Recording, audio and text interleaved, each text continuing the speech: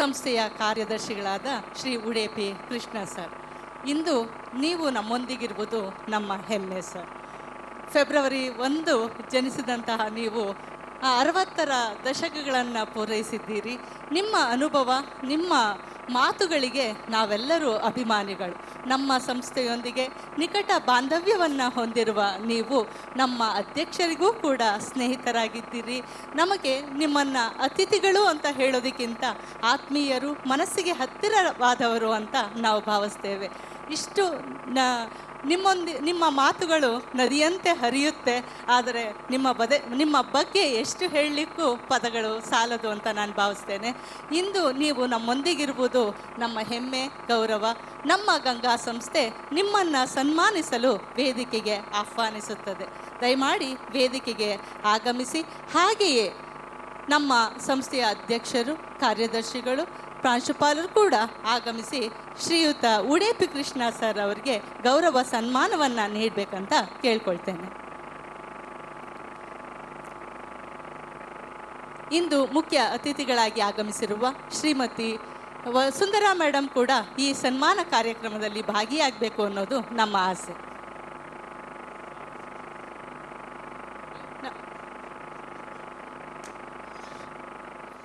ನಮ್ಮ ಸಂಸ್ಥೆಯ ವಾರ್ಷಿಕ ವರದಿಯನ್ನು ಸರ್ ನೀಡಿದ್ದಾರೆ. ಆದರೆ ಇಡೀ ನಮ್ಮ ಸಂಸ್ಥೆಯ ನಿಶ್ಚಿತ ವರದಿ ಅಂದರೆ ಮ್ಯಾಗ್ಝಿನ್ ಜೆನಸಿಸ್ ಅಂತ ನಾವು ಇದನ್ನು ಹೆಸರಿಸಿದ್ದೇವೆ. ಜೆನಸಿಸನ್ನು ಕೂಡ ಇವತ್ತು ನಿಮ್ಮ ಮುಂದೆ ಅನಾವರಣಗೊಳಿಸಬೇಕಂತ ಮುಖ್ಯ ಅತಿಥಿಗಳನ್ನು ಕೇಳ್ಕೊಳ್ತೇವೆ. ಏಕೆಂದರೆ ಇದು ನಿಮ್ಮೆಲ್ಲರನ್ನ ತಲುಪುತ್ತೆ. ಜೆನಸಿಸ್ ನಿಮ್ಮ ಮನೆಗಳಲ್ಲಿ ನಮ್ಮ ವಿದ್ಯಾರ್ಥಿಗಳು ನಿಮ್ಮ ಮನೆಯನ್ನು ತಲುಪಿಸ್ತಾರೆ. ಆ ಮೂಲಕ ನಮ್ಮ ಸಂಸ್ಥೆಯ ಕಾರ್ಯಚಟುವಟಿಕೆಗಳನ್ನು ನೀವು ಕಣ್ತುಂಬಿಕೊಳ್ಳಬಹುದು. ಇಂದು ಈ ಶುಭ ಸಂದರ್ಭದಲ್ಲಿ ಜೆನಸಿಸ್ನ ಅನಾವರಣ ಹಾಗೂ ಮುಖ್ಯ ಅತಿಥಿಗಳಿಗೆ ಗೌರವ ಸನ್ಮಾನವನ್ನು ಕೂಡ ನಡೆಸಿಕೊಡೋಣ.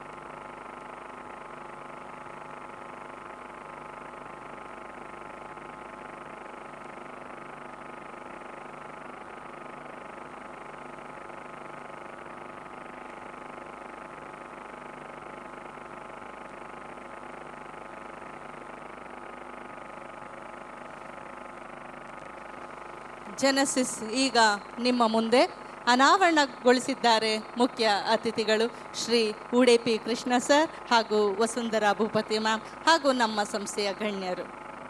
ಧನ್ಯವಾದಗಳು ಸರ್.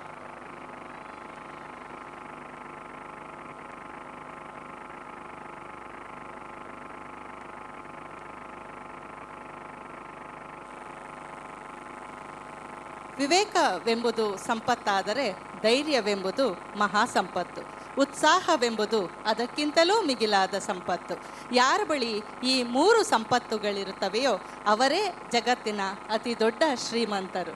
ಈ ಸಾಲುಗಳು ನೇರವಾಗಿ ಅನ್ವಯಿಸುವುದು ನಮ್ಮ ಇಂದಿನ ಮುಖ್ಯ ಅತಿಥಿಗಳಾದ ಶ್ರೀ ಉಡೇಪಿ ಕೃಷ್ಣ ಸರ್ ಅವರಿಗೆ. ಸಮಯ ನಿಮಗೆ ಸಾಲುತ್ತೆ ಸರ್. ದಿನದ 24 ಗಂಟೆಗಳು ನೀವು ಕಾರ್ಯಚಟುವಟಿಕೆಯಲ್ಲಿ ಇರ್ತೀರಿ.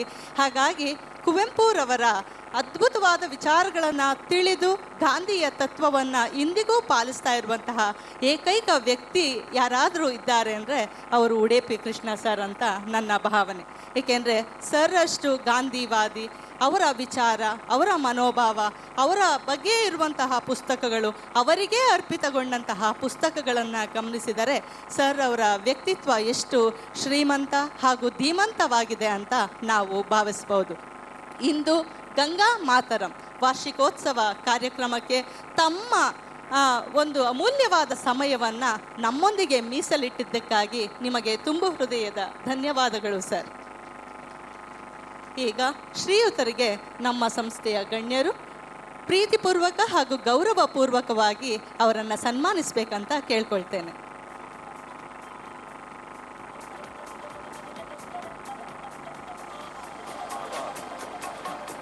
ಭಾರತ ಮಾತೆಯ ದಿವ್ಯ ಚರಣಕ್ಕೆ ನಮಿಸುವ ಅವಕಾಶ ದೊರೆತರೆ ಅದಕ್ಕಿಂತಲೂ ಮಿಗಿಲಾದ ಧನ್ಯತೆಯ ಕ್ಷಣ ಮತ್ತೊಂದಿಲ್ಲ. ವಂದೇ ಮಾತರಂ ಆಶಯದೊಂದಿಗೆ ನಾವಿಂದು ಗಂಗಾ ಮಾತರಂ ವಾರ್ಷಿಕೋತ್ಸವವನ್ನು ನಡೆಸ್ತಾ ಇದ್ದೀವಿ. ಈ ವಾರ್ಷಿಕೋತ್ಸವಕ್ಕೆ ನಿಮ್ಮೆಲ್ಲರ ಸಹಕಾರ ಬಹಳ ಮುಖ್ಯ. ಶ್ರೀಯುತರನ್ನು ಗೌರವಿಸುವ ಈ ಸಂದರ್ಭದಲ್ಲಿ ತಮ್ಮೆಲ್ಲರ ಜೋರಾದ ಚಪ್ಪಾಳೆಯ ಮೂಲಕ ಹೆಚ್ಚಿನ ಗೌರವವನ್ನು ಗಣ್ಯರಿಗೆ ನೀಡಬೇಕಂತ ಕೇಳ್ಕೊಳ್ತೇನೆ. ಧನ್ಯವಾದಗಳು ಸರ್.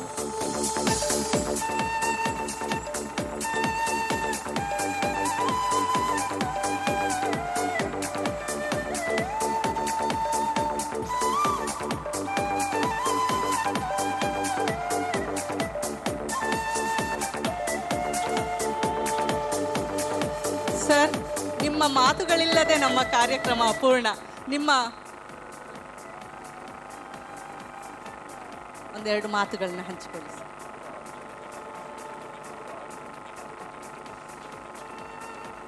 ಎಲ್ರಿಗೂ ನಮಸ್ಕಾರ.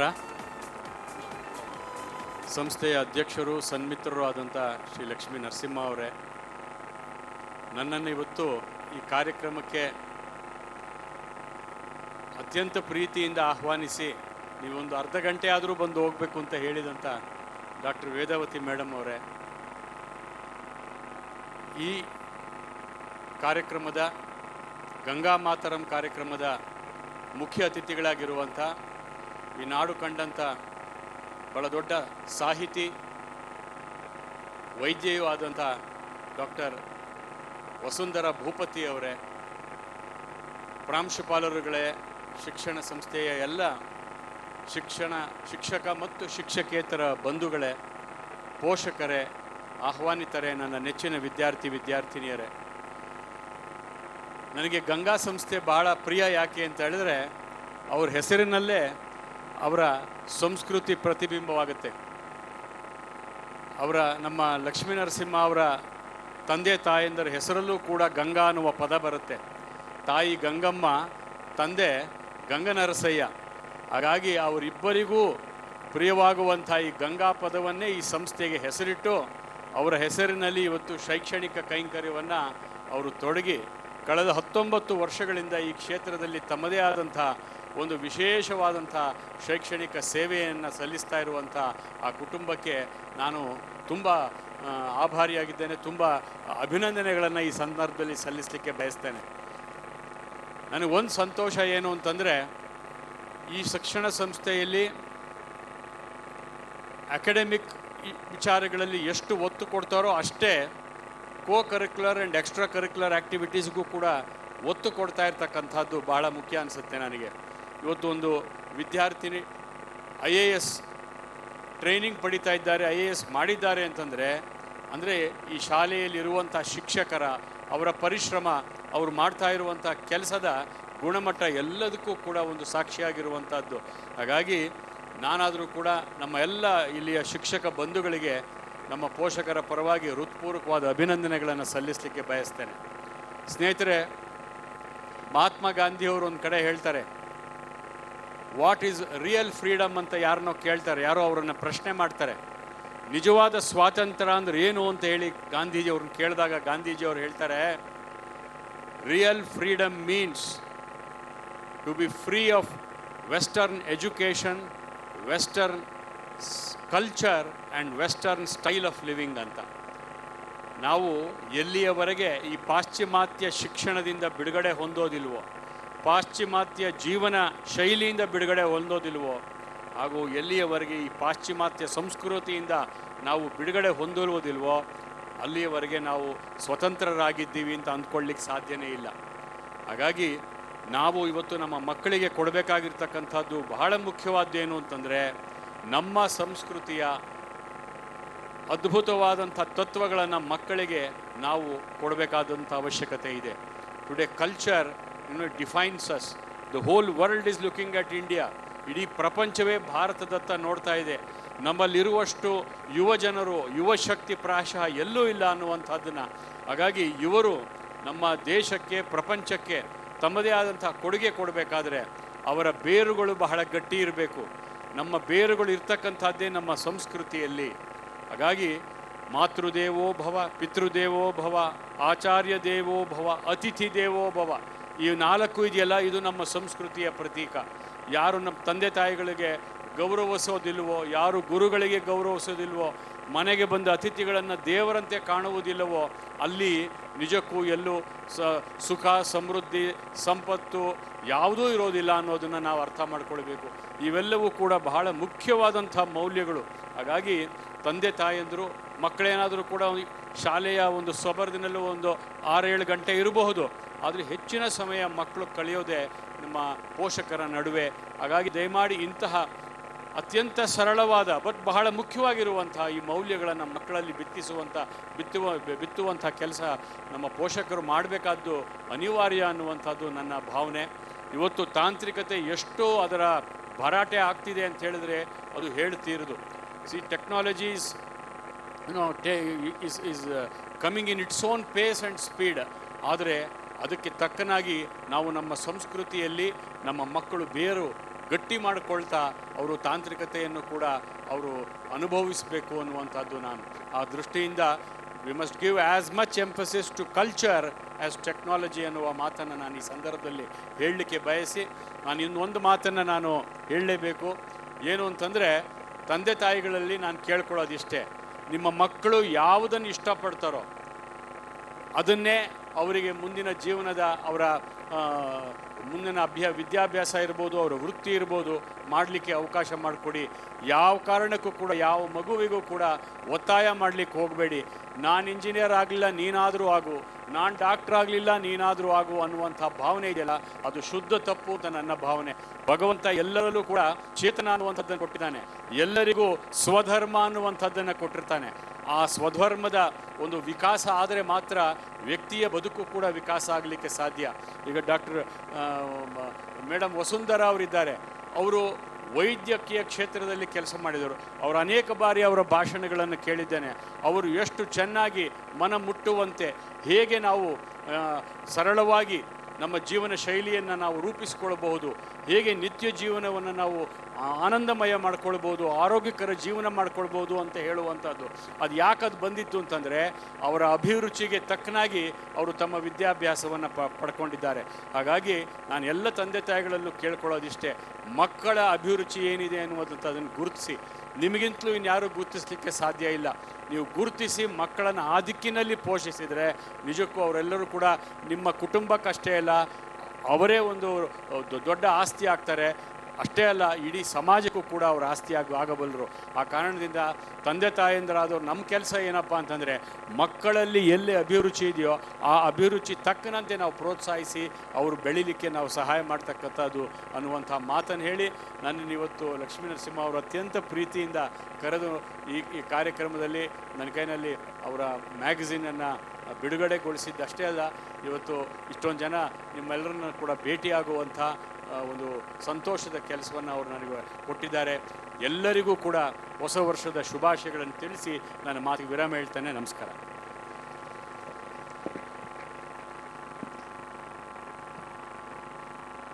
ಧನ್ಯವಾದಗಳು ಸರ್. ನೀವು ಹೇಳಿದ ಹಾಗೆ ನಮ್ಮ ಸಂಸ್ಕೃತಿಯ ಬೇರುಗಳನ್ನು ಕಾಪಾಡುವಂತಹ ಕೆಲಸವನ್ನು ನಮ್ಮ ಸಂಸ್ಥೆ ಮಾಡ್ತಾ ಇದೆ. ನಿಮ್ಮ ಮಾತುಗಳಿಗೆ ಚಿರಋಣಿ. ಧನ್ಯವಾದಗಳು ಸರ್. ನಮ್ಮ ಸಂಸ್ಥೆಯ ವಾರ್ಷಿಕೋತ್ಸವ ಕಾರ್ಯಕ್ರಮಕ್ಕೆ ಮುಖ್ಯ ಅತಿಥಿಯಾಗಿ ಆಗಮಿಸಿರುವಂತಹ ವೈದ್ಯೋ ನಾರಾಯಣೋ ಹರಿಹಿ ಶ್ರೀಮತಿ ಡಾಕ್ಟರ್ ವಸುಂಧರಾ ಭೂಪತಿಯವರು ವೈದ್ಯರಾಗಿ, ಸಾಹಿತಿಯಾಗಿ, ಸಂಘಟಕಿಯಾಗಿ, ಸಾಮಾಜಿಕ ಹೋರಾಟಗಾರ್ತಿಯಾಗಿ, ಅಂಕಣಗಾರ್ತಿಯಾಗಿ ನಾಡಿನಾದ್ಯಂತ ಪ್ರಸಿದ್ಧರು. ಎಂ ರಾಘವೇಂದ್ರ ರಾವ್ ಮತ್ತು ಶಾಂತಾಬಾಯಿ ಅವರ ಮಗಳಾಗಿ ರಾಯಚೂರಿನಲ್ಲಿ ಜೂನ್ 5, 1962ರಲ್ಲಿ ಜನಿಸಿದವರು. ವೈದ್ಯ, ಸಾಹಿತ್ಯ, ಕತೆ, ನಾಟಕ, ಕವನ, ಗ್ರಂಥ ಸಂಪಾದನೆ ಪ್ರಕಾರಗಳಲ್ಲಿ ಇವರ 75ಕ್ಕೂ ಹೆಚ್ಚು ಕೃತಿಗಳು ಪ್ರಕಟಗೊಂಡಿವೆ. ಇವರು ರಚಿಸಿದ ಕೃತಿಗಳಲ್ಲಿ ಆರೋಗ್ಯ ಸಂಗಾತಿ, 3 ಬೃಹತ್ ಸಂಪುಟಗಳು, ಮನೆಯಂಗಳದಲ್ಲಿ ಔಷಧಿವನ, ಹೂವು ಮತ್ತು ಆರೋಗ್ಯ, ಪ್ರೀತಿ, ಕಥಾ ಸಂಕಲನ, ಸಂಕ್ರಾಂತಿ, ಕವನ ಸಂಕಲನ, ಮಹಿಳೆ ಮತ್ತು ಮೌಢ್ಯ ಪ್ರಮುಖವಾದವು. ಇವರ ಸಂಪಾದಕತ್ವದಲ್ಲಿ ಆರೋಗ್ಯ ಚಿಂತನ ಮಾಲಿಕೆಯಡಿ ಪ್ರಕಟವಾದ 5 ಕೃತಿಗಳು ಜನರಲ್ಲಿ ಆರೋಗ್ಯವನ್ನು ಕುರಿತಂತೆ ಹೆಚ್ಚಿನ ಅರಿವನ್ನು ಮೂಡಿಸುವ ಪುಸ್ತಕಗಳೆನಿಸಿವೆ. ಇವರ ಕೆಲವು ಪುಸ್ತಕಗಳು ಇಂಗ್ಲಿಷ್ ಮತ್ತು ಹಿಂದಿ ಭಾಷೆಗಳಿಗೆ ಅನುವಾದಗೊಂಡಿವೆ. ಇವರು ವೈದ್ಯಲೋಕ ಮಾಸಪತ್ರಿಕೆಯ ಸಂಪಾದಕರಾಗಿದ್ದಾರೆ. ಇವರು ರಚಿಸಿರುವ ಹಲವಾರು ಲೇಖನಗಳು ಮತ್ತು ಕವಿತೆ ಕರ್ನಾಟಕ ರಾಜ್ಯದ ವಿವಿಧ ವಿಶ್ವವಿದ್ಯಾಲಯಗಳ ಪಠ್ಯಕ್ರಮಗಳಲ್ಲಿ ಸೇರ್ಪಡೆಯಾಗಿವೆ.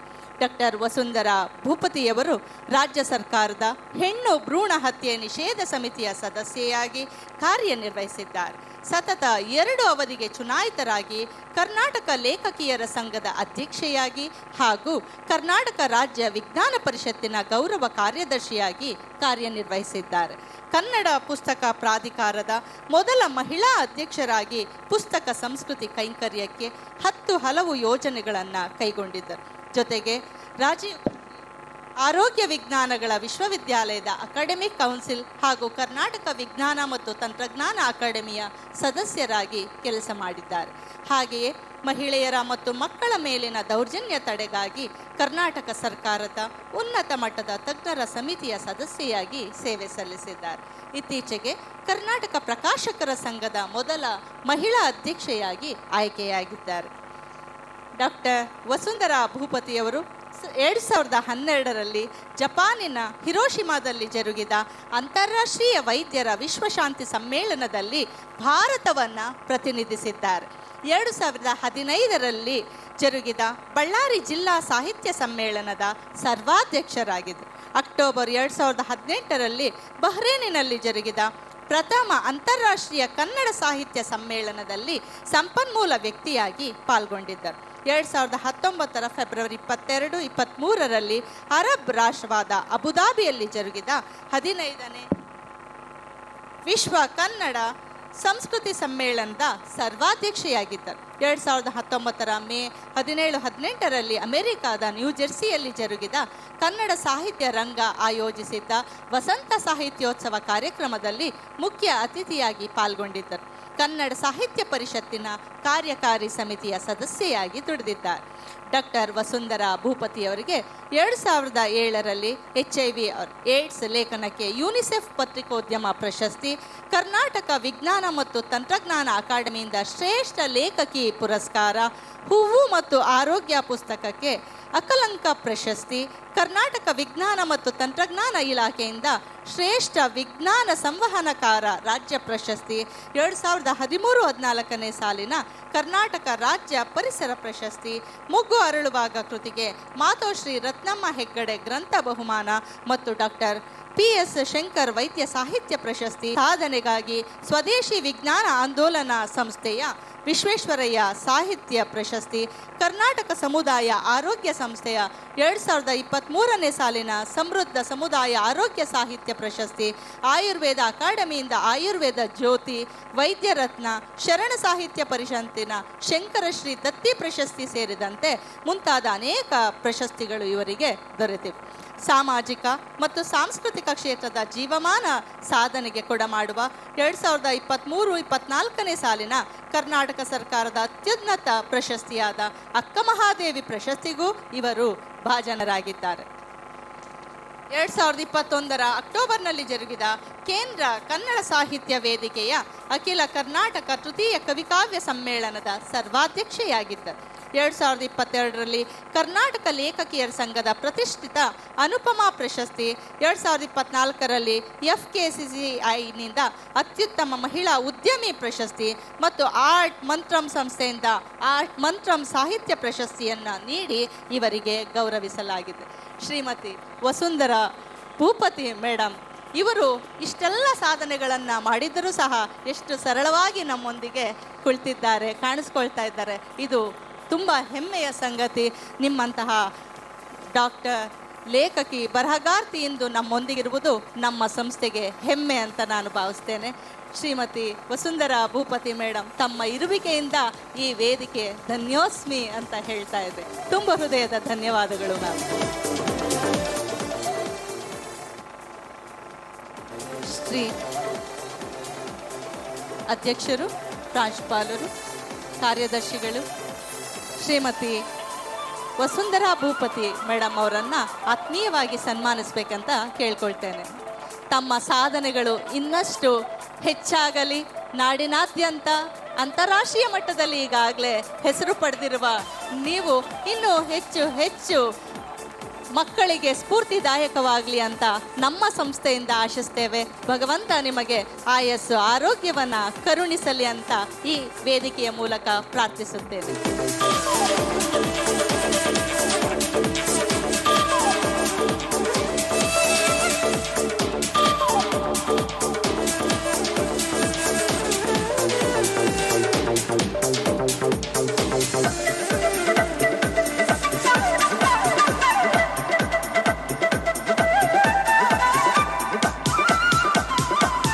ಧನ್ಯವಾದಗಳು ಮೇಡಮ್.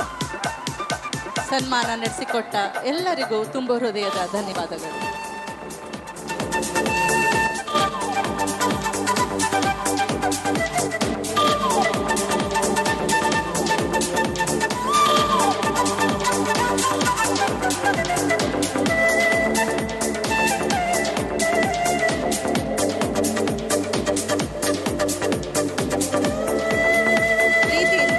ಸನ್ಮಾನ ಸ್ವೀಕರಿಸಿದ ವಸುಂಧರಾ ಭೂಪತಿಯವರ ಅಣಿಮುತ್ತುಗಳನ್ನು ಆಲಿಸದೆ ಹೋದರೆ ಹೇಗೆ? ಈ ಕಾರ್ಯಕ್ರಮ ಪೂರ್ಣವೆಂದೇ ನಾನು ಭಾವಿಸ್ತೇನೆ. ಪ್ರೀತಿಯಿಂದ ಮೇಡಮ್ ಅವ್ರನ್ನ ಬರಮಾಡ್ಕೊಳ್ತೇನೆ.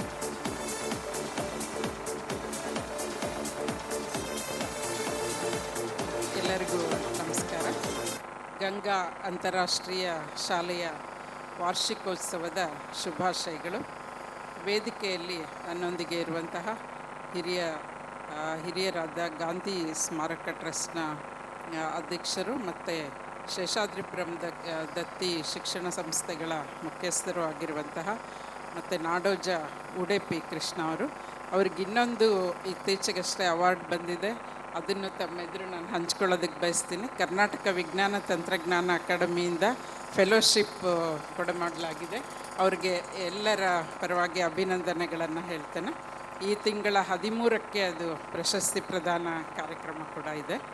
ಮತ್ತು ಈ ಗಂಗಾ ಅಂತಾರಾಷ್ಟ್ರೀಯ ಶಾಲೆಯ ಅಧ್ಯಕ್ಷರಾದಂತಹ ಲಕ್ಷ್ಮೀ ನರಸಿಂಹ ಅವರೇ, ಹಾಗೆ ಕಾರ್ಯದರ್ಶಿಗಳಾದ ಶ್ರೀಮತಿ ಅನುಪಮ ಅವರೇ, ಮತ್ತು ಪ್ರಾಂಶುಪಾಲರಾದಂತಹ ಪಾರ್ಥಸಾರಥಿ ಕೃಷ್ಣ ಅಯ್ಯರ್ ಅವರು, ಹಾಗೆಯೇ PU ಕಾಲೇಜಿನ ಉಪಪ್ರಾಂಶುಪಾಲರಾದಂಥ ಬಾಲಸುಬ್ರಹ್ಮಣ್ಯ ಅವರೇ, ಮತ್ತು ವೇದಾವತಿಯವರೇ, ಪ್ರಾಂಶುಪಾಲರಾದ ವೇದಾವತಿಯವರೇ, ಮತ್ತು ಎಲ್ಲ ಉಪನ್ಯಾಸಕ ವರ್ಗದವರೇ, ಮತ್ತು ಪ್ರೀತಿಯ ಮಕ್ಕಳೇ, ಪೋಷಕರೇ, ತುಂಬ ಸಂತೋಷ ಸಂಭ್ರಮದಿಂದ ನಾನು ಬೆಳಗ್ಗೆ 9 ಗಂಟೆಗೆ ಬಂದೆ. ನಾನು ಆಗಿನಿಂದ ಗಮನಿಸ್ತಾ ಇದ್ದೀನಿ ಮಕ್ಕಳಲ್ಲಿ ಶಿಸ್ತು, ಸಂಭ್ರಮ, ಸಂತೋಷದ ವಾತಾವರಣ. ಮತ್ತು ಯಾವುದೇ ಶಿಕ್ಷಣ ಸಂಸ್ಥೆಯ ಒಂದು ಏಳಿಗೆ ಇರೋದು ಮಕ್ಕಳಲ್ಲಿನ ಪ್ರತಿಭೆಯನ್ನು ಗುರುತಿಸೋದು ಮತ್ತು ಅದನ್ನು ಪೋಷಿಸೋದು. ಪಠ್ಯವನ್ನು ಹೇಳ್ಕೊಡ್ತಿರ್ತಾರೆ, ಪಠ್ಯದಲ್ಲಿ ಅವರು ಅಂದರೆ ಬೇರೆ ಬೇರೆ ರೀತಿಯ ಅವರು ಅಂಕಗಳನ್ನ ಗಳಿಸಿ ಮುಂದೆ ಅವರ ಉನ್ನತ ಶಿಕ್ಷಣಕ್ಕೆ ಹೋಗೋದು ಅಥವಾ ನೌಕರಿಯನ್ನು ತಗೊಳ್ಳೋದು ಎಲ್ಲವೂ ಅದು ಸರ್ವೇ ಸಾಮಾನ್ಯ. ಅದ್ರ ಜೊತೆಗೆ ಪಠ್ಯೇತರ ಚಟುವಟಿಕೆಗಳಿದೆಲ್ಲ, ಕ್ರೀಡೆ ಇರಬಹುದು, ಸಾಹಿತ್ಯ ಇರ್ಬೋದು, ಸಂಗೀತ ಇರ್ಬೋದು, ಕಲೆ ಇರ್ಬೋದು, ಅವೆಲ್ಲವನ್ನು ಪೋಷಿಸಿ ಬೆಳೆಸೋದು ತುಂಬ ಮುಖ್ಯ ಆಗುತ್ತೆ. ಏಕೆಂದರೆ ನಾನು ಬೆಂಗಳೂರಿನಲ್ಲಿ ಅನೇಕ ಶಾಲೆಗಳನ್ನು ಗಮನಿಸಿದ್ದೀನಿ.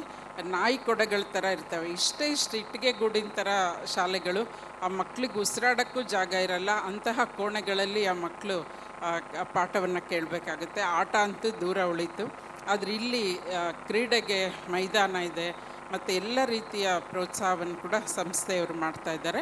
ಅಂದರೆ ತಮ್ಮ ಮನೆಯ ಮಕ್ಕಳನ್ನು ಹೇಗೆ ನೋಡ್ಕೊಳ್ತಾರೋ ಪೋಷಕರಾಗಿ, ಹಾಗೆ ಶಾಲೆಯ ಮಕ್ಕಳು ಕೂಡ ತಮ್ಮ ಕುಟುಂಬದ ಮಕ್ಕಳು ಅಂತಲೇ ಭಾವಿಸಿ ಎಲ್ಲ ಒಂದು ಸೌಲಭ್ಯವನ್ನು ಅವರು ತಮ್ಮ ಮಕ್ಕಳಿಗೆ ನೀಡಿದ್ದಾರೆ. ನಾನು ಮೊಟ್ಟ ಮೊದಲು ಪೋಷಕರಿಗೆ ಇಂಥದ್ದೊಂದು ಶಾಲೆಯನ್ನು ಆಯ್ಕೆ ಮಾಡಿಕೊಂಡು ತಾವಿಲ್ಲಿ ಶಿಕ್ಷಣವನ್ನು ಕಲಿಸ್ತಾ ಇರೋದು ತುಂಬ ಸಂತೋಷ. ನಿಮ್ಮ ಪೋಷಕರಿಗೆಲ್ಲ ನಾನು ಅಭಿನಂದನೆಗಳನ್ನ ಹೇಳೋದಕ್ಕೆ ಬಯಸ್ತೇನೆ.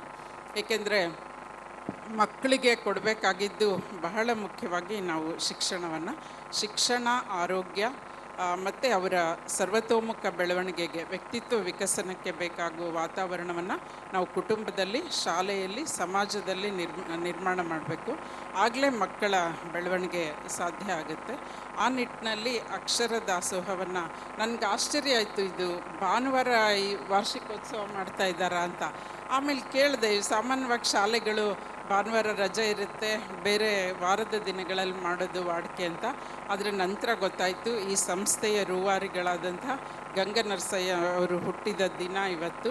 ಸೊ ಇದೇ ದಿನವನ್ನು ಪ್ರತಿ ವರ್ಷ ನಾವು ವಾರ್ಷಿಕೋತ್ಸವ ಆಚರಿಸ್ಕೊಂಡು ಬರ್ತಾಯಿದ್ದೀವಿ ಅಂತ ಹೇಳಿ ಅನುಪಮ ಹೇಳ್ತಾ ಇದ್ರು, ಅನುಪಮ ಮೇಡಮ್ ಅವರು. ಸೊ ಹಾಗಾಗಿ ಇದೊಂದು ಅಂದರೆ ಹಿರಿಯರಿಗೆ ತೋರಿಸುವ ಗೌರವ.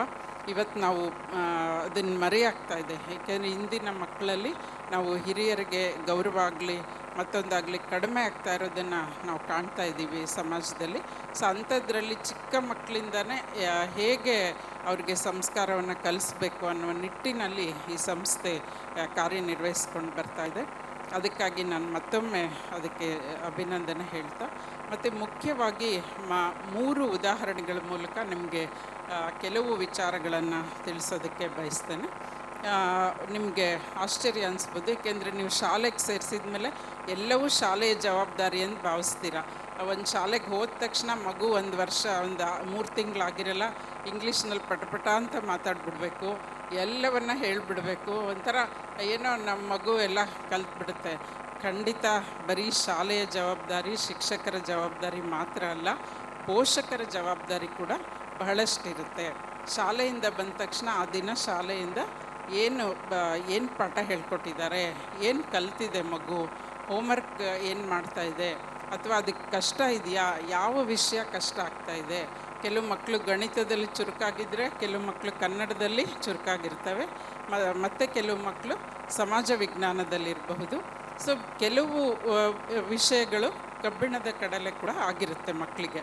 ಸೊ ನಾವು ಪೋಷಕರು ಪ್ರತಿದಿನ ಗಮನಿಸಬೇಕು ಮಕ್ಕಳ ಆಹಾರ, ಬಟ್ಟೆ, ಮತ್ತೊಂದು ಎಲ್ಲವನ್ನು ನಾವು ಹೇಗೆ ಗಮನಿಸ್ತೀವೋ, ಅವ್ರು ಶಾಲೆಗೆ ಹೋಗಿ ಏನನ್ನು ಓದ್ತಾರೆ, ಏನನ್ನು ಕಲಿತಿದ್ದಾರೆ, ಮತ್ತು ಅವರ ಸಹವಾಸ ಹೇಗಿದೆ, ಗೆಳೆಯ ಗೆಳತಿಯರು ಯಾರೆಲ್ಲ ಇದ್ದಾರೆ, ಶಾಲೆ ಬಿಟ್ಟ ತಕ್ಷಣ ಮಕ್ಕಳು ಮನೆಗೆ ಬರುವ ಹೊತ್ತಿನ ಸಮಯ ಇದೆಲ್ಲ ಅದು ಹೇಗೆ ಕಳೀತಿದ್ದಾರೆ, ಯಾವ ಮಕ್ಕಳ ಜೊತೆ ಕಳೀತಿದ್ದಾರೆ, ಎಲ್ಲಿ ಹೋಗ್ತಾರೆ, ಎಲ್ಲಿ ಬರ್ತಾರೆ, ಅವರು ರಜಾ ದಿನಗಳಲ್ಲಿ ಏನು ಮಾಡ್ತಾರೆ, ಇದೆಲ್ಲವನ್ನು ಗಮನಿಸಬೇಕಾದಂತಹ ಪರಿಸ್ಥಿತಿ ಬಹಳಷ್ಟು ಇದೆ. ಏಕೆಂದರೆ ಇವತ್ತು ಸಾಮಾಜಿಕ ವ್ಯವಸ್ಥೆಯಲ್ಲಿ ನಮ್ಮ ಬೆಂಗಳೂರಿನಲ್ಲಿ ಸಾಕಷ್ಟು ಮಕ್ಕಳು ದಾರಿ ತಪ್ಪುವಂತಹ ಸಾಧ್ಯತೆಗಳು ಬಹಳಷ್ಟಿವೆ. ಸೊ ಹಾಗಾಗಿ ಪೋಷಕರ ಜವಾಬ್ದಾರಿ ನಾವು ಬರೀ ಫೀಸ್ ಕಟ್ಟಿ ಶಾಲೆಗೆ ಕಳಿಸಿದ ಕೂಡಲೇ ಮುಗೀತು ಅಲ್ಲ. ಸೊ ಅವರನ್ನು ಒಬ್ಬ ವ್ಯಕ್ತಿಯನ್ನಾಗಿ ಸಮಾಜದಲ್ಲಿ ನಿರ್ಮಾಣ ಮಾಡಿ ನಾವು ಸಮಾಜಕ್ಕೆ ಕೊಡುಗೆಯಾಗಿ ಕೊಡುವವರೆಗೂ ನಮ್ಮ ಜವಾಬ್ದಾರಿ ಬಹಳಷ್ಟಿರುತ್ತೆ. ನಿಮಗೆ ಒಂದು ಕಥೆಯಲ್ಲ, ಅದು ನಿಜ ಘಟನೆಯನ್ನೇ ಹೇಳೋದಕ್ಕೆ ಬಯಸ್ತೇನೆ.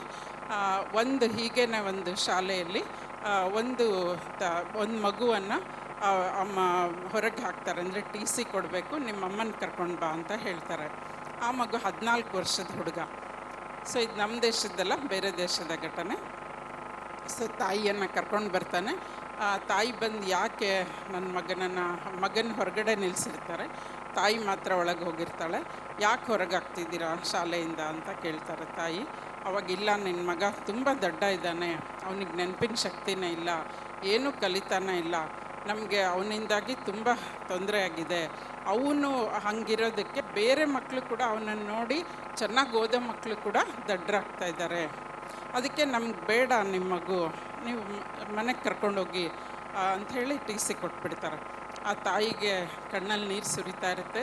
ಏನು ಗತಿ, ಶಾಲೆಯಿಂದ ಹೊರಗೆ ಬಂದರೆ ಹೇಗೆ ನನ್ನ ಮಗನನ್ನು ನಾನು ಕಾಪಾಡೋದು? ಈಗ ಒಂದು ಶಾಲೆ ಹೊರಗೆ ಹಾಕಿದೆ ಅಂದರೆ ಬೇರೆ ಶಾಲೆಗಳು ಯಾಕೆ ಹೊರಗೆ ಹಾಕಿದ್ದಾರೆ ಅಂತ ವಿಚಾರಿಸ್ತಾರೆ. ಬೇರೆ ಶಾಲೆಗಳು ಕೂಡ ಸೇರಿಸ್ಕೊಳ್ತಾರೋ ಇಲ್ವೋ, ಏನು ಮಾಡಬೇಕು ಅಂತ ಆಕೆಗೆ ಯಕ್ಷ ಪ್ರಶ್ನೆ ಆಗುತ್ತೆ. ಆದರೆ ಧೈರ್ಯಗೆಡೋದಿಲ್ಲ. ಮಗನಿಗೆ ವಿಚಾರ ಹೇಳಲ್ಲ.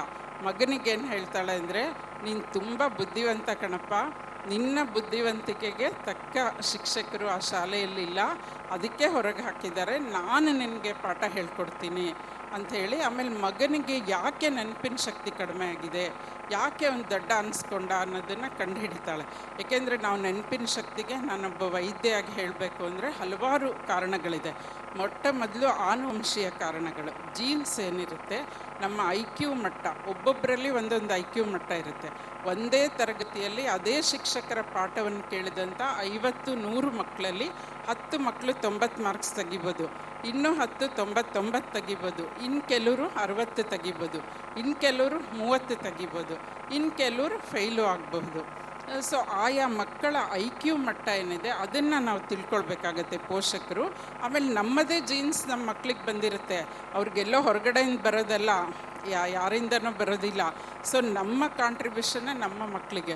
ಸೊ ಆ ಮಗುವನ್ನು ಕರ್ಕೊಂಡು ಹೋಗ್ತಾಳೆ ವೈದ್ಯರ ಬಳಿ, ಯಾಕೆ ನನ್ನ ಮಗನಿಗೆ ಹಿಂಗಾಗ್ತಾಯಿದೆ ಏನು ಅಂತ ಕಂಡುಹಿಡಿಬೇಕು ಅಂತ. ಆರೋಗ್ಯದ ಸಾಮಾನ್ಯ ಸಮಸ್ಯೆ ಇದ್ರೂ ಆಗುತ್ತೆ. ಅಂದರೆ ಪೋಷಕಾಂಶಗಳ ಕೊರತೆ ಇದ್ದರೆ, ಈ ರಕ್ತಹೀನತೆ ಇದ್ದರೂ ಮಕ್ಕಳು ಓದೋಕ್ಕಾಗಲ್ಲ. ಅನಿಮಿಯಾ ಇದ್ದರೆ ಆಕ್ಸಿಜನ್ ಕಡಿಮೆ ಆಗುತ್ತೆ ಬ್ರೈನ್ಗೆ, ಆ ಮಕ್ಕಳು ಓದಿದ್ರು ನೆನಪಿನಲ್ಲಿರಿಯಲ್ಲ. ಕ್ಯಾಲ್ಶಿಯಂ ಕೊರತೆ ಆದರೂ ಆಗುತ್ತೆ. ಆಮೇಲೆ ವಿಟಮಿನ್ ಬಿ ಕಾಂಪ್ಲೆಕ್ಸ್ ಇರ್ಬೋದು, ಡಿ ಇರ್ಬೋದು, ಅವುಗಳು ಕಡಿಮೆ ಆದರೂ ಕೂಡ ನಮ್ಮ ಮೆದುಳು ಸರಿಯಾಗಿ ಕೆಲಸ ಮಾಡೋದಿಲ್ಲ, ಓದಿದ್ದು ನೆನಪಿನಲ್ಲಿ ಉಳಿಯೋದಿಲ್ಲ. ಇದು ಆಹಾರದ್ದಾದರೆ, ಇನ್ನು ಉಳಿದಂತೆ ಆ ಮಗು ಹೇಗೆ ಓದುತ್ತೆ ಅನ್ನೋದು. ನಾವು ಓದೋದಂದರೆ ಸುಮ್ಮನೆ ಓದ್ಕೊಂಡು ಹೋಗೋದಲ್ಲ, ಓದಿದ್ದು ಎಷ್ಟು ಗ್ರಹಿಸ್ತಾರೆ ಮಕ್ಕಳು. ಈಗ ಒಂದು ಕತೆ ಹೇಳಿದಾಗ ಗ್ರಹಿಸುವಂಥ ಮಕ್ಕಳು, ಒಂದು ಸಿನಿಮಾ ನೋಡಿದಾಗ, ಒಂದು ಡಾನ್ಸ್ ನೋಡಿದಾಗ ಮಕ್ಕಳ ಗ್ರಹಿಕೆ ತುಂಬ ಚೆನ್ನಾಗಿರುತ್ತೆ. ಆದರೆ ಪಾಠ ಮಾಡಿದಾಗ ಯಾಕೆ ಆ ಗ್ರಹಿಕೆ ಸಾಧ್ಯ ಆಗಲ್ಲ? ಮಕ್ಕಳ ಕಾನ್ಸಂಟ್ರೇಷನ್ ಎಲ್ಲಿ ಹೋಗಿರುತ್ತೆ, ಏಕಾಗ್ರತೆ ಎಲ್ಲಿ ಹೋಗಿರುತ್ತೆ. ಆಮೇಲೆ ಆ ತಾಯಿ ಮಗುವನ್ನು ಹೀಗೆ ಎಲ್ಲ ಪರೀಕ್ಷೆಗೂ ಒಳಪಡಿಸ್ತಾಳೆ, ದೈಹಿಕ ಪರೀಕ್ಷೆ, ಮಾನಸಿಕ ಪರೀಕ್ಷೆ, IQ ಲೆವೆಲ್ಲು ಎಲ್ಲ ನೋಡಿದಾಗ ಆ ಮಗು ಡಿಸ್ಲೆಕ್ಸಿಕ್ ಆಗಿರುತ್ತೆ. ಡಿಸ್ಲೆಕ್ಸಿಯಾ ಅಂತ ಒಂದು ಕಾಯಿಲೆ ಇದೆ, ಅದು ಮಾನಸಿಕ ಮೆದುಳಿಗೆ ಸಂಬಂಧಪಟ್ಟಂಥ ಕಾಯಿಲೆ. ಅದರಲ್ಲೇನು ಅಂದರೆ ಆ ಮಕ್ಕಳು 3 ಲ್ಯಾಂಗ್ವೇಜ್ ಕಲಿಯೋಕ್ಕಾಗಲ್ಲ.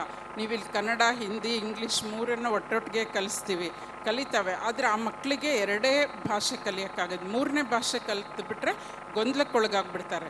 ಕನ್ನಡವನ್ನು ಮರೀತಾರೆ, ಇಂಗ್ಲೀಷನ್ನು ಮರೀತಾರೆ, ಹಿಂದಿಯನ್ನಂತೂ ಕಲಿಯೋಕ್ಕೆ ಆಗಲ್ಲ. ಆಮೇಲೆ ಎಲ್ಲ ವಿಷಯಗಳು ಗಣಿತದಲ್ಲಿ ಅವ್ರು ಉಲ್ಟಾ ಬರೀತಾರೆ. ಈಗ 9 ಬರಿ ಅಂದರೆ 9 ಅವ್ರು ಸೀದಾ ಬರೆಯಲ್ಲ, ಉಲ್ಟಾ ಬರೀತಾರೆ. ಸೊ ಈ ಕೆಲವು ಅಕ್ಷರಗಳ ಗೊಂದಲ, ಕೆಲವು ನಂಬರ್ಗಳ ಗೊಂದಲ ಆ ಮಕ್ಕಳಿಗಿರುತ್ತೆ. ಅದು ನಮ್ಮ ಮೆದುಳಿನ ನರಕೋಶದಲ್ಲಿನ ವಿನ್ಯಾಸನೇ ಆಗಿರುತ್ತೆ.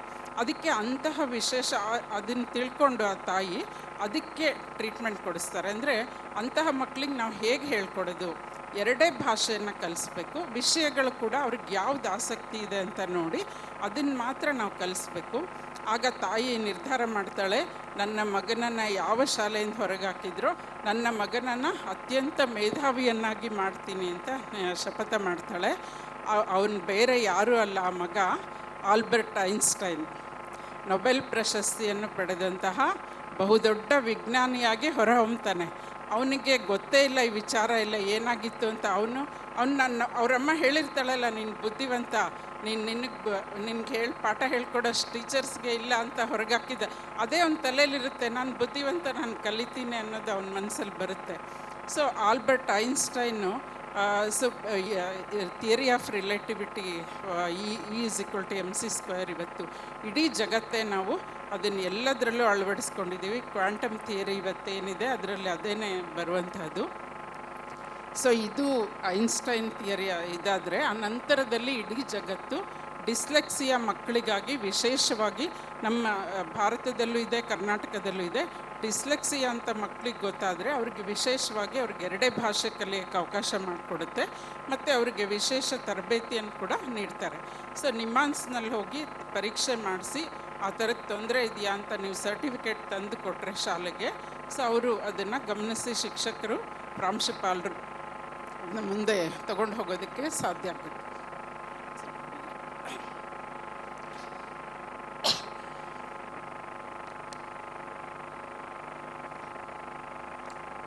ಆಮೇಲೆ ಮತ್ತೊಂದು ಇತ್ತೀಚೆಗೆ ನಡೆದಂತಹ ಘಟನೆ, ಪತ್ರಿಕೆಗಳಲ್ಲಿ ಓದಿರ್ಬೋದು ನೀವು. ಉತ್ತರ ಪ್ರದೇಶದಲ್ಲಿ ಅಹನಾ ಅಂಥೇಳಿ ಒಂದು ಹುಡುಗಿ, 11ನೇ ತರಗತಿ ಅಂದರೆ PUC ಓದುವಂಥ ವಿದ್ಯಾರ್ಥಿನಿ, ಇದ್ದಕ್ಕಿದ್ದಂತೆ ಸಾಯ್ತಾಳೆ. ಅಷ್ಟು ಚಿಕ್ಕ ಹುಡುಗಿ, ಎಲ್ಲ ಸದೃಢವಾಗಿರ್ತಾಳೆ, ತುಂಬ ಚೆನ್ನಾಗಿ ಚುರುಕಾಗಿ ಓದುವಂಥ ವಿದ್ಯಾರ್ಥಿನಿ, ಒಬ್ಬಳೇ ಮಗಳು, ಅಪ್ಪ ಅಮ್ಮ ಏನು ಕಡಿಮೆ ಇಲ್ಲ, ದೊಡ್ಡ ಆಫೀಸರ್ಗಳು ಇಬ್ಬರು ಕೂಡ ಬಹುದೊಡ್ಡ ಇದರಲ್ಲಿ ಸರ್ಕಾರಿ ಕಚೇರಿಗಳಲ್ಲಿ ಕಾರ್ಯನಿರ್ವಹಿಸುವಂಥವ್ರು. ಎಲ್ಲ ಥರದ ಸೌಲಭ್ಯ ಕಾರ್ನಲ್ಲೇ ಕರ್ಕೊಂಡು ಬಂದುಬಿಡ್ತಿರ್ತಾರೆ, ಒಳ್ಳೆ ಶಾಲೆಯಲ್ಲೇ ಓದಿಸ್ತಿರ್ತಾರೆ, ಎಲ್ಲವೂ ಇರುತ್ತೆ. ಆ ಮಗು ಸಾಯುತ್ತೆ 11ನೇ ತರಗತಿಯಲ್ಲಿ. ಅಲ್ಲಿ ಉತ್ತರ ಪ್ರದೇಶದ ಆಸ್ಪತ್ರೆಯಲ್ಲಿ ಸರಿಯಾದ ಚಿಕಿತ್ಸೆ ಸಿಗಲ್ಲ ಅಂತ ದೆಹಲಿಗೆ ಕರ್ಕೊಂಡು ಹೋಗ್ತಾರೆ. AIMS ಅಲ್ಲಿ ಅಡ್ಮಿಟ್ ಆಗ್ತಾಳೆ. ಆಲ್ ಇಂಡಿಯಾ ಮೆಡಿಕಲ್ ಇನ್ಸ್ಟಿಟ್ಯೂಷನ್ನಲ್ಲಿ. ಅಲ್ಲಿ ಕೂಡ ಎಲ್ಲ ಪರೀಕ್ಷೆ ಮಾಡ್ತಾರೆ. ಹೊಟ್ಟೆಯಲ್ಲಿ ಒಳ ಅಂಗಗಳಲ್ಲಿ ಸೋಂಕುಂಟಾಗಿರುತ್ತೆ ಮತ್ತು ಜೊತೆಗೆ ಬೇರೆ ಬೇರೆ ರೀತಿಯ ಸಮಸ್ಯೆಗಳಂದರೆ ಲಿವರು, ಕಿಡ್ನಿ ಮತ್ತು ಗಾಲ್ ಬ್ಲ್ಯಾಡ್ರು ಎಲ್ಲವೂ ಕೂಡ ಒಟ್ಟಿಗೆ ಫೇಲ್ಯೂರ್ ಆಗುತ್ತೆ. ಬಹು ಅಂಗಾಂಗಗಳ ಫೇಲ್ಯೂರ್. ಏನು ವಯಸ್ಸಾದ ಮೇಲೆ ಕೆಲವು ಕಾಯಿಲೆಗಳಿಂದ ಕಂಡು ಬರುವಂತಹ ಒಂದು ಬಹು ಅಂಗಾಂಗ ವೈಫಲ್ಯ ಆ ಚಿಕ್ಕ ಹುಡುಗಿಗೆ ಬರುತ್ತೆ. ಯಾಕೆ ಅಂತ ಎಲ್ಲ ವೈದ್ಯರಿಗೂ ಇದೊಂದು ಪ್ರಶ್ನೆ ಆಗುತ್ತೆ. ಸೊ ಇಷ್ಟೆಲ್ಲ ಇದು ಅನುಕೂಲ ಇದ್ದು ಎಲ್ಲ ಇದ್ದು ಕೂಡ ಯಾಕೆ ಈ ಮಗು ಇಂತಹ ಕಾಯಿಲೆಗೀಡಾಯಿತು ಅಂತಂದರೆ, ಆ ಮಗುವಿನ ಹಿಸ್ಟ್ರಿ ತಗೊಂಡ್ರೆ ಆ ಮಗು ಪ್ರತಿದಿನ ಮನೇಲಿ ಅಮ್ಮ ಮಾಡುವಂಥ ಇಡ್ಲಿ, ದೋಸೆ, ಉಪ್ಪಿಟ್ಟು, ಚಪಾತಿ ತಿಂತಾ ಇರಲಿಲ್ಲ. ಪ್ರತಿದಿನ ಪಿಜ್ಜಾ, ಬರ್ಗರು ಮತ್ತು ಏನೇನು ಈಗಿನ ಪದಾರ್ಥಗಳು ನಮ್ಗೆ ಹೆಸರೇಳಕ್ಕೆ ಬರಲ್ಲ. ನೀವೆಲ್ಲ ಹಂಗಿಲ್ಲ. ನೀವೆಲ್ಲ ಅಪ್ಪ ಅಮ್ಮ ಮಾಡುವಂಥ ಅಡುಗೆನ ಊಟ ಮಾಡಿ ಬರ್ತೀರ ಮಕ್ಕಳೇ, ನೀವೆಲ್ಲ ಆರೋಗ್ಯವಾಗಿರ್ತೀರ. ಯಾಕೆಂದ್ರೆ ಆ ಮಗು ಏನು ಮಾಡಿತ್ತು, ಕೈಯಲ್ಲೇ ಸ್ವಿಗ್ಗಿ, ಟೊಮ್ಯಾಟೊ, ಇವತ್ತು ಬೆಂಗಳೂರಿನಲ್ಲೂ ಅದಿದೆ. ಅಪ್ಪ ಅಮ್ಮ ಇಬ್ಬರು ಕೆಲಸಕ್ಕೆ ಹೋಗ್ತಾರೆ, ಮನೇಲಿ ಅಡುಗೆ ಮಾಡಿಟ್ಟು ಹೋಗಿರ್ತಾರಮ್ಮ. ಆದರೂ ಮಗಳಿಗೆ ಅದು ಬೇಡ. ಸ್ವಿಗ್ಗಿನೋ ಝೊಮ್ಯಾಟೊನೋ ಏನೋ ಬಟನ್ ಒತ್ತಿದ್ರೆ ಮನೆಗೆ ಬರುತ್ತೆ. ಅದು ಎಲ್ಲಿ ತಯಾರಾಗಿರುತ್ತೆ, ಹೇಗೆ ತಯಾರಾಗಿರುತ್ತೆ, ಯಾವಾಗ ತಯಾರು ಮಾಡಿರ್ತಾರೆ, ತಕ್ಷಣ ಬಿಸಿ ಮಾಡಿ ಕಳಿಸುವಂಥದ್ದು. ಆ ಪ್ಲಾಸ್ಟಿಕ್ ಪೇಪರ್ನಲ್ಲಿ, ಕಲರ್ ಪೇಪರ್ನಲ್ಲಿ ಅದನ್ನು ಪ್ಯಾಕ್ ಮಾಡಿ ಕಳಿಸಿರ್ತಾರೆ. ಸೊ ಅದೆಲ್ಲ ಕೆಮಿಕಲ್, ರಾಸಾಯನಿಕ ಅಂಶಗಳು ಆಹಾರದಲ್ಲಿ ಬೆರೆತಿರ್ತವೆ. ಆ ಮಗು 1 ವರ್ಷದಿಂದ ಅಂದರೆ 10ನೇ ತರಗತಿಯಿಂದ 11ನೇ ತರಗತಿಯವರೆಗೂ 1 ವರ್ಷ ಪ್ರತಿದಿನ ಹೊರಗಿನ ಆಹಾರವನ್ನು ಊಟ ಮಾಡಿದೆ. ಸೊ ಏನಾಗುತ್ತೆ, ಹೊಟ್ಟೆ ನೋವು ಬರೋದು, ಹೊಟ್ಟೆ ನೋವು ಬಂದಾಗ ಗ್ಯಾಸ್ಟ್ರಿಕ್ ಅಂದ್ಕೊಳ್ಳೋದು, ಏನೋ ಮಾತ್ರೆ ತಗೊಳ್ಳೋದು, ಅದು ಕಡಿಮೆ ಆಗೋದು ಮಾಡ್ತಾಯಿದೆ. ಆಮೇಲೆ ಇವ್ರಿಗೆ ಹೆಚ್ಚಾದಾಗಲೇ ಇವರು ವೈದ್ಯರ ಹತ್ರ ಹೋಗಿದ್ದಾರೆ. ಸೊ ಅನ್ಯಾಯವಾಗಿ ಒಂದು ಹುಡುಗಿಯ ಜೀವ ಕಳೆದು ಹೋಗಬೇಕಾಯ್ತು, ಕಳ್ಕೊಂಡ್ರು ಅಪ್ಪ ಅಮ್ಮ ಕೂಡ. ಸೊ ಇದು ನಮ್ಮ ಇಡೀ ದೇಶಕ್ಕೆ ಒಂದು ಪಾಠ ಆಗಿದೆ. ನಾವು ನಮ್ಮ ಮಕ್ಕಳಿಗೆ ಯಾವ ರೀತಿಯ ಆಹಾರವನ್ನು ಕೊಡಬೇಕು, ನಮ್ಮಲ್ಲಿ ಎಷ್ಟು ಪೋಷಕಾಂಶ ಇರುವಂಥ ಆಹಾರ ಇದೆ. ಸೊ ಕಾಳುಗಳು, ಪ್ರತಿದಿನ ಒಂದೊಂದು ಕಾಳಿನ ನಾವು ಪ್ರೋಟೀನ್, ಮಕ್ಕಳಿಗೆ ಕಾರ್ಬೋಹೈಡ್ರೇಟು, ಪ್ರೋಟೀನು, ವಿಟಮಿನ್ಸು ಎಲ್ಲವೂ ಇರುವಂಥ ಆಹಾರವನ್ನು ನಾವು ಕೊಡಬೇಕು. ಅದು ನಮ್ಮ ಸಿಂಪಲ್ ಫುಡ್. ನಮ್ಮ ಮುದ್ದೆ, ಬಸ್ಸಾರು ಇರ್ಬೋದು, ಪಲ್ಯಗಳಿರ್ಬೋದು, ಚಟ್ನಿ ಇರ್ಬೋದು, ಎಲ್ಲದರಲ್ಲೂ ಇರುತ್ತೆ. ನೀವು ನುಗ್ಗೆ ಸೊಪ್ಪಿನಲ್ಲಿ ಎಷ್ಟು ಪೋಷಕಾಂಶಗಳಿದೆ. ನುಗ್ಗೆ ಸೊಪ್ಪು, ವಿಟಮಿನ್ ಎ. ಇವತ್ತೇನು ಮಕ್ಕಳು, ಚಿಕ್ಕ ಮಕ್ಳಿಗೆ ಕನ್ನಡಕ ಬರ್ತಾ ಇದೆ, ಆ ಕನ್ನಡಕ ಬರದೇ ಇರಬೇಕು ಅಂದರೆ ನುಗ್ಗೆ ಸೊಪ್ಪನ್ನು ಆಹಾರದಲ್ಲಿ ಪ್ರತಿದಿನ ಕೊಡಬೇಕು. ಚಿಕ್ಕ ಮಕ್ಕಳಿಂದನೇ ಕೊಡ್ತಾ ಹೋದರೆ ಆಮೇಲೆ ಆಹಾರದ ಬಗ್ಗೆ ತಿಳುವಳಿಕೆಯನ್ನು ಮಕ್ಕಳಿಗೆ ಕೊಡಬೇಕು.